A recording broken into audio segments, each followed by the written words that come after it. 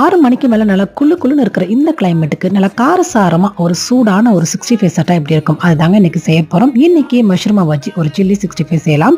இதுக்கு ஒரு பவுல் எடுத்துக்கோங்க. ஒரு கப் அளவுக்கு கடலை மாவு, 2 டேபிள் ஸ்பூன் அரிசி மாவு, 1 டேபிள் ஸ்பூன் அளவுக்கு கார்ன்ஃபிளவர் மாவு, கொஞ்சமா சோம்புத்தூள், காரத்தூள் 1 டீஸ்பூன் எடுத்திருக்கேன். இது கூட தேவைக்கேற்ற மாதிரி உப்பு சேர்த்துட்டு இது கூட ஏற்கனவே ஒரு 4-5 காஷ்மீர் மிளகாய் தூள் கலருக்காக சுடுதண்ணியில ஊற வச்சு வச்சிருக்கேன். அது ஒரு மிக்ஸி ஜார்ல போட்டு ஒரு துண்டு இஞ்சி, ஒரு 5-6 பூண்டு பல் சேர்த்து நல்லா பேஸ்டா இந்த மாதிரி அரைச்சு அதையும் இதோட சேர்த்துக்கோங்க.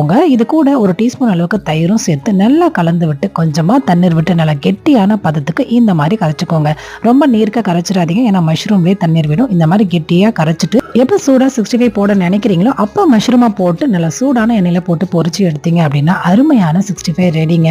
இப்போ நல்லா சூடா இருக்கு. இப்போ நல்லா ஹை ஃப்ளேம்ல வச்சுட்டு மஷ்ரூமை போட்டு நல்லா பொரிச்சு எடுத்தீங்க அப்படின்னா சூப்பரான மஷ்ரூம் 65 ரெடி. இந்த மாதிரி கிளைமேட்டுக்கு செம்மையா இருக்கும். ட்ரை பண்ணி பாருங்க. பிடிச்சிருந்தா லைக் பண்ணிடுங்க, ஷேர் பண்ணிடுங்க. தேங்க்யூ.